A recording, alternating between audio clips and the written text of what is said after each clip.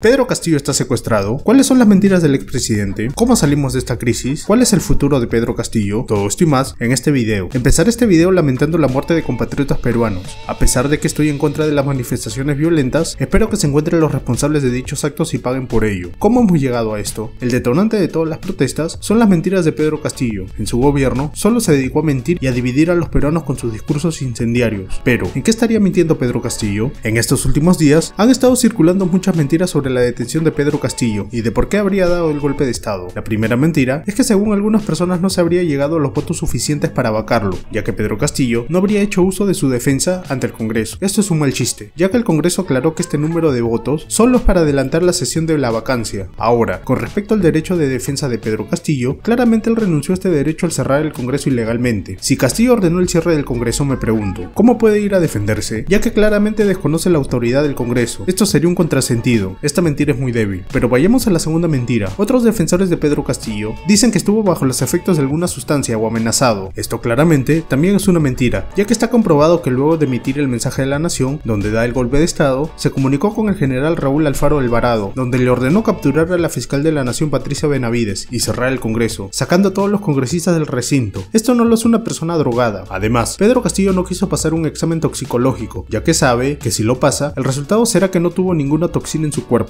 Los defensores de Pedro Castillo y él mismo, a través de sus abogados, afirma que no dio un golpe de estado. Para esto, debemos de recurrir a sus propias palabras. Muchos han olvidado lo que Pedro Castillo dijo el martes 7 de diciembre. Él ordenó el cierre del Congreso inconstitucionalmente. También dijo que se iba a intervenir el Poder Judicial, el Ministerio Público, el Tribunal Constitucional. No se necesita ser un abogado para saber que esto es inconstitucional e ilegal. Castillo no fue elegido un rey, sino un presidente con límites constitucionales. Posteriormente, al ver que su plan golpista fracasó, trató de huir a la Embajada de México. Esto claramente es una renuncia explícita a la presidencia de la República. ¿O qué pensaba? ¿Que iba a gobernar al Perú desde México? Es absurdo. Castillo dice que está secuestrado e incomunicado, y esto es tan cierto que tiene la posibilidad de tomarse fotos, enviar cartas a la opinión pública expresando sus deseos, llamando por celular a un abogado y etc. No nos dejemos engañar. Pedro Castillo ya no es presidente ni está secuestrado, solo está asustado por su situación legal. Lo que está haciendo Pedro Castillo desde su encierro es asustando a las personas que aún le creen. ¿Y por qué se protesta? Desde hace mucho tiempo hemos estado divididos por muchísimas cosas, desde lo social hasta el propio idioma. Prueba de ello es que muchos criticaban a Castillo por su falta de habilidades comunicativas. Yo mismo caí en ello algunas veces, en el ámbito privado, pero bueno, ese es otro asunto. Es cierto que estas protestas se dan en parte por el abandono del Estado en ciertas regiones, aunque esto también es responsabilidad de las gobernaciones regionales, también porque muchos se sentían identificados con Castillo, aunque se debe entender de una buena vez que el expresidente golpista está detenido por cometer un delito y no por su origen. Y por último, no se puede negar que una gran parte de las protestas son gracias a los asusadores. Según la policía, se trataría de gente vinculada con grupos radicales y otros que perdieron sus trabajos cuando Castillo fue vacado, como los exprefectos y subprefectos. ¿Cuál sería la solución a esta crisis? El pedido central de estas manifestaciones es que se vayan todos. El problema es cómo. La presidenta de la República, Dina Boluarte, ha dicho que habrá elecciones generales en 2024, pero al parecer a muchos no les gusta la idea. Debemos de tener en cuenta el artículo 116 de la Constitución. Está establecido cuándo asume funciones el presidente electo, que es el 28 de julio del año en que se realiza la elección. Estamos en diciembre, no habría tiempo para realizar unas elecciones generales. El otro problema, que es lo más importante, son las reformas electorales. Debemos de tener en claro que necesitamos dichas reformas y para esto se necesita tiempo. Si no se realizan dichas reformas, volveremos a tener un presidente acusado de ser un corrupto y un Congreso que a todas luces no da la talla. Nuevamente, para esto necesitamos tiempo. No nos dejemos engañar, la solución no será de la noche a la mañana. Las elecciones en 2024 es la salida más viable, ya que se podrá hacer reformas como renovación del Congreso cada 2 años y medio, eliminación de la vacancia presidencial y a cambio, agregarle el juicio político por casos como corrupción, evitar que sentenciados por ciertos delitos postulen a cualquier cargo, eliminar el voto preferencial y una serie de etcétera. Creo que esta es la salida más viable de esta crisis y evitar más enfrentamientos entre peruanos. Finalmente, debemos de tener en cuenta que los que causan terror en las calles son una minoría. Todos tenemos derecho a la protesta, pero solo si es pacífica. No debemos de permitir que un grupo de personas que no pasan de los 30.000 pongan en vilo a un país de más de 30 millones de personas. Bueno, esto es todo lo que quería contarles. Muchas gracias por llegar hasta esta parte del video. Denle like al video si les gustó. También comenten si están de acuerdo o en contra de lo dicho en este video. Si aceptan críticas o si quieren que hable de algún tema en específico, déjenlo en los comentarios. Los leo y también trato de responderle a todos. Por último, subo videos todos los días. Suscríbete a mi canal para que no te pierdas de nada. Muchas gracias y hasta luego.